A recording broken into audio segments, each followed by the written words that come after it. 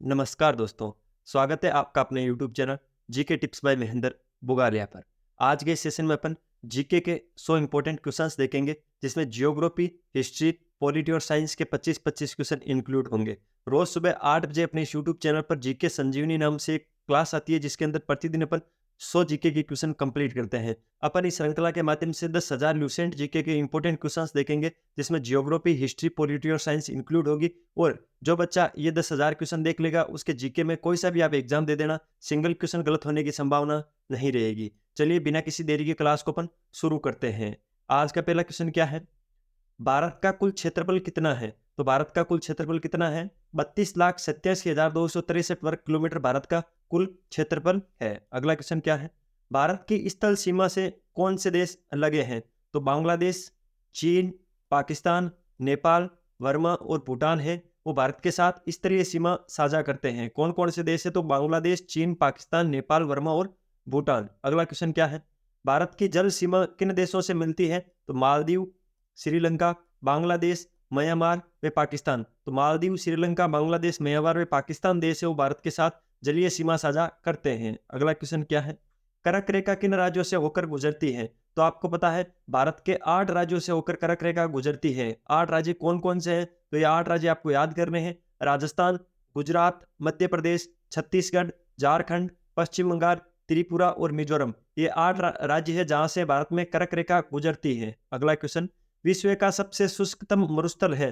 तो जो अटागामा का मरुस्थल है, अटागामा का मरुस्थल विश्व का सबसे शुष्कतम मरुस्थल है, सबसे ड्राई मरुस्थल है अटागामा का मरुस्थल। अगला क्वेश्चन, क्षेत्रफल की दृष्टि से भारत का विश्व में कौन सा स्थान है? तो क्षेत्रफल की दृष्टि से भारत का 7वां स्थान है और जनसंख्या की दृष्टि से दूसरा स्थान है। अभी वर्तमान जब जनगणना होगी तो लग रहा है कि प्रथम स्थान पर अपन पहुंच जाएंगे। अगला क्वेश्चन क्या है? भारत के दक्षिण पूर्व में कौन सी खाड़ी है? दक्षिण पूर्व का मतलब हुआ जो ये भारत है, इसका ये दक्षिणी बिंदु हो गया और ये पूर्वी बिंदु हो गया। इधर पूछा है तो इधर बंगाल की खाड़ी है, बे ऑफ बंगाल है। तो भारत के दक्षिण पूर्व में बंगाल की खाड़ी है। भारत के दक्षिण में कौन सा महासागर है? तो हिंद महासागर है। भारत के दक्षिण के अंदर यहाँ पर हिंद महासागर पड़ता है। विश्व का मरुस्थल विहीन महाद्वीप कौन सा है? यानी कौन सा महाद्वीप है जिस पर मरुस्थल नहीं है? तो यूरोप। यूरोप महाद्वीप विश्व का एकमात्र मरुस्थल विहीन महाद्वीप है। अगला क्वेश्चन, पनामा नहर किन 2 महासागरों को जोड़ती है? जो पनामा नहर है वो किन 2 महासागरों को जोड़ती है? तो प्रशांत महासागर और अटलांटिक महासागर। प्रशांत महासागर और अटलांटिक महासागर को जोड़ती है पनामा नहर। ये क्वेश्चन बहुत ही इंपॉर्टेंट है, एग्जामों में सीधा सीधा कई बार पूछा, तो इस क्वेश्चन को आप 3 स्टार लगा लेना। अगर आपको वीडियो की क्वालिटी और कंटेंट की क्वालिटी पसंद आ रही है तो प्लीज लाल वाला बटन दबाकर चैनल को सब्सक्राइब जरूर करना, वीडियो को लाइक कर दिया करो, बेल वाला आइकन जरूर प्रेस कर लेना, जिससे प्रतिदिन सुबह 8 बजे आपको एक नोटिफिकेशन मिलेगा, जिसमें 100 क्वेश्चन जीके के जीके संजीवनी नाम से आपको मिलेंगे। और इसमें अपन 10,000 क्वेश्चन लगातार मैं क्लासे देके आपको कवर करवाने की कोशिश करूंगा। इसके लिए बस आप अपना थोड़ा मुझे मेरी मेहनत को अप्रिशिएट करते जाओ, चैनल को सब्सक्राइब करो, अच्छा सा कमेंट करो। अगला क्वेश्चन, स्वेज नहर किसको जोड़ती है? तो स्वेज नहर भूमध्य सागर और लाल सागर को जोड़ती है। जो स्वेज नहर है वो भूमध्य सागर और लाल सागर को जोड़ती है स्वेज नहर। अगला क्वेश्चन, भारत का सबसे बड़ा जिला कौन सा है? इसके अंदर सबसे बड़ा राज्य नहीं, सबसे बड़ा जिला पूछा है। भारत का सबसे बड़ा राज्य क्षेत्रफल के हिसाब से तो राजस्थान है, लेकिन भारत का सबसे बड़ा जिला कौन सा है? तो कच्छ। जो कच्छ जिला है गुजरात के अंदर पड़ता है। 45,652 वर्ग किलोमीटर इसका क्षेत्रफल है। कच्छ गुजरात भारत का सबसे बड़ा जिला है। अगला क्वेश्चन क्या है? तो इसमें अगला क्वेश्चन है, भारत में मैंग्रोव वनस्पति का सर्वाधिक विस्तार किस राज्य में है? तो भारत में जो मैंग्रोव वनस्पति वो सबसे ज्यादा पश्चिम बंगाल में है। किस राज्य में है? पश्चिम बंगाल में है भारत में सबसे अधिक मैंग्रोव वनस्पति। अगला क्वेश्चन क्या है?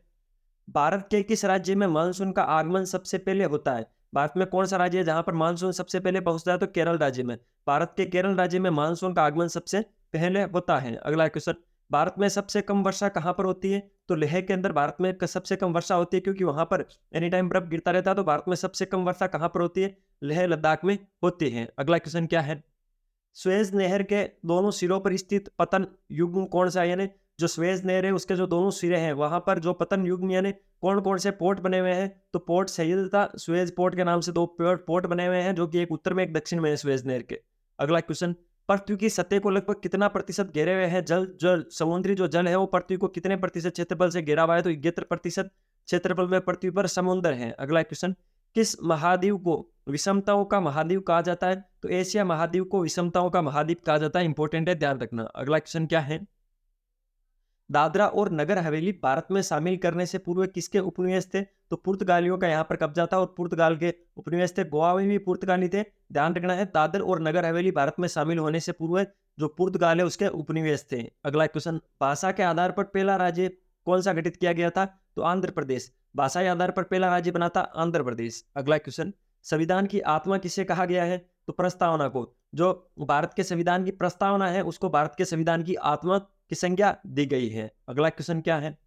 संविधान का रक्षक किसे बनाया गया है? तो उच्चतम न्यायालय को। जो उच्चतम न्यायालय है वो संविधान का रक्षक है। संविधान का रक्षक किसे बनाया गया है? उच्चतम न्यायालय को। अगला क्वेश्चन, उपराष्ट्रपति को किसके समान वेतन मिलता है? जो उपराष्ट्रपति होता है उसको लोकसभा के अध्यक्ष के समान वेतन मिलता है। ये क्वेश्चन एक बार एसएससी के एग्जाम में पूछा गया था, तो इंपॉर्टेंट है। उपराष्ट्रपति को है वो लोकसभा के अध्यक्ष के समान वेतन भत्ते मिलते हैं। उपराष्ट्रपति पद हेतु कम से कम कितनी आयु आवश्यक है? तो 35 वर्ष। अगर आपको उपराष्ट्रपति बनना है तो आपकी आयु कम से कम 35 वर्ष होनी चाहिए। अगला क्वेश्चन क्या है? उपराष्ट्रपति का कार्यकाल कितना होता है? तो 5 वर्ष का कार्यकाल होता है। 35 वर्ष कम से कम आयु होनी चाहिए। वेतन भत्ते लोकसभा के अध्यक्ष के समान होते हैं। उपराष्ट्रपति के चुनाव संबंधी विवाद को कौन देखता है? तो सर्वोच्च न्यायालय। जो सर्वोच्च न्यायालय होता है वो उपराष्ट्रपति के चुनाव से संबंधित विवाद को निपटाता है या देखता है। उपराष्ट्रपति के चुनाव में उम्मीदवार को नामांकन के लिए निर्वाचन मंडल में से कम कितने अनुमोदक आवश्यक है? तो 20 अनुमोदक होने चाहिए। वहीं अगर राष्ट्रपति की बात की जाए तो उसके लिए 50-50 अनुमोदक होने चाहिए। ठीक है, तो ध्यान रखना, उपराष्ट्रपति के चुनाव में उम्मीदवार को नामांकन के लिए निर्वाचन मंडल में कम से कम 50 अनुमोदक होने आवश्यक होते हैं। अगला क्वेश्चन, भारत में लगातार 2 बार उपराष्ट्रपति कौन रहे हैं? तो सर्वपल्ली राधाकृष्णन। जो डॉक्टर सर्वपल्ली राधाकृष्णन है वो भारत में लगातार 2 बार उपराष्ट्रपति रहे हैं। अगला क्वेश्चन, प्रधानमंत्री पद से पद त्याग करने वाला पहला व्यक्ति कौन था? तो मोरारजी देसाई। जो मोरारजी देसाई है वो प्रधानमंत्री पद से पद त्याग करने वाले पहले व्यक्ति बने थे। अगले क्वेश्चन, सबसे कम उम्र में और सबसे अधिक उम्र में भारत के प्रधानमंत्री का पद क्रम से किसने संभाला था? तो सबसे कम उम्र में तो राजीव गांधी ने संभाला था और सबसे अधिक उम्र के अंदर मोरारजी देसाई ने संभाला था। इंपॉर्टेंट है, ध्यान रखना। अगला क्वेश्चन क्या है? प्रधानमंत्री पद पर सबसे कम समय के लिए कौन आसीन रहे हैं? तो चौधरी चरण सिंह। चौधरी चरण सिंह प्रधानमंत्री पद पर सबसे कम समय के लिए आसीन रहे थे। अगला क्वेश्चन, 2 बार कार्यवाहक प्रधानमंत्री के रूप में किसने कार्य किया है? तो गुलजारी लाल नंदा। जो गुलजारी लाल नंदा है उसने 2 बार कार्यवाहक प्रधानमंत्री के रूप में कार्यभार संभाला है, गुलजारी लाल नंदा। अगला क्वेश्चन, किस प्रधानमंत्री की मृत्यु उनके कार्यकाल के दौरान हुई थी? तो 3 प्रधानमंत्री हैं जिनकी मृत्यु उनके कार्यकाल के दौरान हुई थी। एक तो है जवाहरलाल नेहरू जी, एक लाल बहादुर शास्त्री जी और एक इंदिरा गांधी। इन तीनों की मृत्यु है वो इनके कार्यकाल के दौरान हुई थी। ठीक है, अगला क्वेश्चन पे चलते हैं। भारतीय संविधान किस दिन लागू हुआ था? जो भारत का संविधान है वो किस दिन लागू हुआ था? तो 26 जनवरी 1950 को लागू हुआ था। जो भारत का संविधान है वो 26 जनवरी 1950 को लागू हुआ था। अगला क्वेश्चन, भारत का राष्ट्रपति राज्यसभा में कितने सदस्य मनोनीत कर सकता है?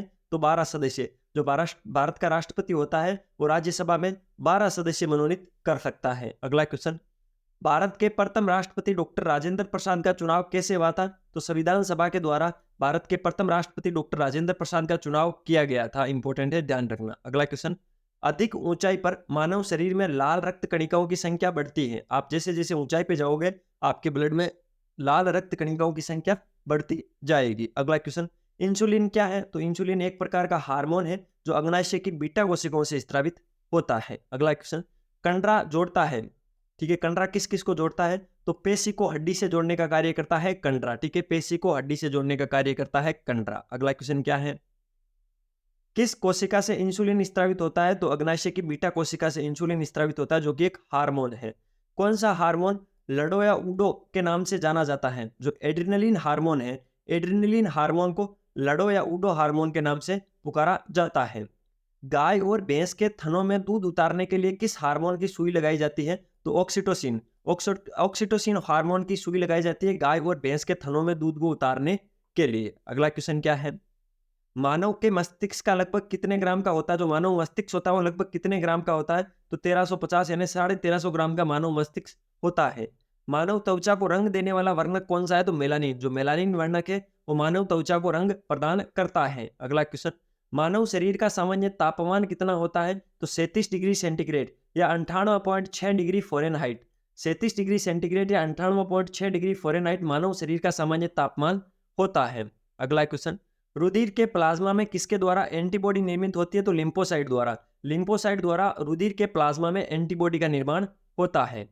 मानव शरीर के किस भाग में शुक्राणु डिंबन को निषेचित करता है, यानी मानव शरीर का कौन सा भाग है जहां पर निषेचन की क्रिया होती है? तो डिंब वाहिनी या फेलोपियन ट्यूब, जो डिंब वाहिनी या फेलोपियन ट्यूब है वहां पर निषेचन की क्रिया होती है, यानी अंडाणु और शुक्राणु मिलते हैं। अगला क्वेश्चन, शाही जल रॉयल वाटर के नाम से किसे जाना जाता है? तो एक्वा रेजिया। एक्वा रेजिया को शाही जल के नाम से जाना जाता है। एक्वा रेजिया का फॉर्मूला क्या होता है? HNO3+3HCl, HNO3+3HCl हाइड्रोक्लोरिक अम्ल के 3 अणु मिलकर शाही जल या एक्वा रेजिया बनाते हैं। अगला क्वेश्चन क्या है? पीएच स्केल का उदासीन मान कितना होता है? तो 7 के बराबर, यानी ये पीएच स्केल होती है, इसके मध्य में 7 अंकित होता है। अगर किसी चीज का मान 7 आता है तो उदासीन है, 7 से कम आता है तो अम्लीय है, 7 से अधिक आता है तो क्षारीय है। 7 से जितनी अधिक होगी उतनी ही प्रबल क्षारीय होगी, 7 से जितनी कम होगी उतनी ही प्रबल अम्लीय होगी। 7 पर अगर कोई चीज है इसका मतलब वो उदासीन है। कौन सा रक्त वर्ग सार्वत्रिक दाता है, यानी यूनिवर्सल डोनर कौन सा, यानी सबको ब्लड कौन से दे सकता है? तो ब्लड ग्रुप ओ वाला। कौन सा रक्त समूह सर्वग्राही है, यानी सबसे कौन ले सकता है? तो ए बी ब्लड ग्रुप वाला सबसे ले सकता है, सर्वग्राही होता है। अगला क्वेश्चन क्या है?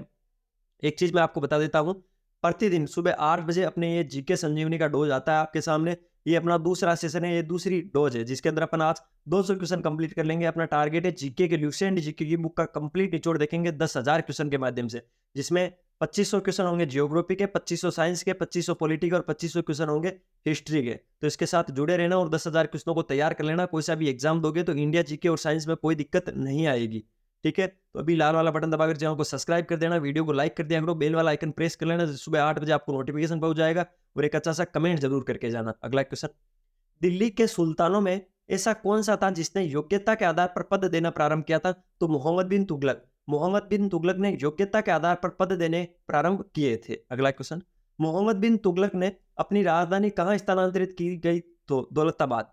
मोहम्मद बिन तुगलक ने अपनी राजधानी दौलताबाद शिफ्ट की थी, स्थानांतरित की थी। कृषि के विकास के लिए मोहम्मद बिन तुगलक ने किस विभाग की स्थापना की थी? तो दीवान ए कोही। दीवान ए कोही क्या है? तो ये कृषि डिपार्टमेंट है और इसकी स्थापना किसने की थी? मोहम्मद बिन तुगलक ने की थी। अगला क्वेश्चन क्या है? महावीर ने जैन धर्म के सिद्धांतों में कौन सा सिद्धांत जोड़ा था? तो ब्रह्मचर्य। जो भगवान महावीर थे उन्होंने जैन धर्म के सिद्धांतों में ब्रह्मचर्य का सिद्धांत जोड़ा था। अगला क्वेश्चन क्या है? महावीर के निर्वाण के बाद जैन संघ का अगला अध्यक्ष कौन बना था? तो सुदर्मन। जो सुदर्मन था वो महावीर के निर्वाण के बाद जैन संघ का अगला अध्यक्ष बना था। वैदिक काल में यव किसे कहा जाता है? तो जौ को। जो जौ की फसल आती है, जौ के जो दाने आते हैं उनको यव कहा जाता था वैदिक काल में। अगला क्वेश्चन क्या है? बौद्ध धर्म के प्रवर्तक गौतम बुद्ध का जन्म कब और कहां हुआ था? तो 563 ईसा पूर्व लुम्बिनी में बौद्ध धर्म के प्रवर्तक गौतम बुद्ध का जन्म हुआ था। ध्यान रखना है, 563 ईस्वी पूर्व लुम्बिनी में। अगला क्वेश्चन, शाक्य राजवंश में किस राजकुमार ने एक महान धर्म की स्थापना की थी? तो शाक्य राजवंश के सिद्धार्थ ने। किसने? सिद्धार्थ ने। सिद्धार्थ का राजवंश कौन सा था? तो शाक्य था। आर्यों का प्रारंभिक जीवन निर्भर था तो पशुचारण पर। पशुचारण पर आर्यों का प्रारंभिक जीवन निर्भर हुआ करता था। चित्रित धूसर मर्द बांड का संबंध किस काल से है? तो वैदिक सभ्यता से। जो चित्रित धूसर मर्द बांड है उनका संबंध वैदिक सभ्यता से है। क्या है? कनिष्क बौद्ध धर्म की किस शाखा का अनुयायी था जिसका प्रसार उसने मध्य एशिया व सुदूर पूर्व में किया था? तो महायान। कनिष्क है वो महायान शाखा का प्रवर्तक था, ठीक है? अगला क्वेश्चन, अनुयायी था। अगला क्वेश्चन, कला की मथुरा शैली में मूर्तियों का निर्माण हुआ था रेड सैंडस्टोन से। लाल बलुआ पत्थर से मथुरा शैली की मूर्तियों का निर्माण हुआ था। अगला क्वेश्चन क्या है? हर्ष महाराष्ट्र के किस शासक को पराजित नहीं कर सका था? तो पुलकेशिन द्वितीय। जो पुलकेशिन द्वितीय है उसको कभी हर्ष ने पराजित नहीं किया था। बुद्ध ने अपना प्रथम उपदेश कहाँ दिया था? तो बुद्ध ने अपना प्रथम उपदेश सारनाथ में दिया था। कहाँ पर दिया था? सारनाथ में दिया था। किस वेद में प्राचीन वैदिक युग की संस्कृति के बारे में सूचना दी गई है? तो ऋग्वेद में। ऋग्वेद में जो प्राचीन युग है उसकी संस्कृति के बारे में बताया गया है ऋग्वेद में। ये थे आज के इंपॉर्टेंट क्वेश्चंस जीके संजीवनी का पार्ट 2। अपन इसके अंदर 100 पार्ट लाएंगे और 10,000 क्वेश्चन देखेंगे। तो इसके साथ जुड़े रहने के लिए लाल वाले बटन को दबाकर चैनल को सब्सक्राइब करो, बेल आइकन जरूर प्रेस करना जिससे आपको नोटिफिकेशन और मुझे मोटिवेशन मिल जाएगा कमेंट के माध्यम से। इसके अलावा एक क्लास प्रतिदिन अपने यूट्यूब चैनल पर और आती है, वो किस टॉपिक पे चाहिए वो मुझे कमेंट में बता देना, उस टॉपिक में मैं क्लास डालता रहूंगा। मिलते हैं कल सुबह वापस जीके संजीवनी के साथ। तब तक के लिए अपनी पढ़ाई जारी रखो, स्वास्थ्य का ध्यान रखो। टेक केयर, जय हिंद।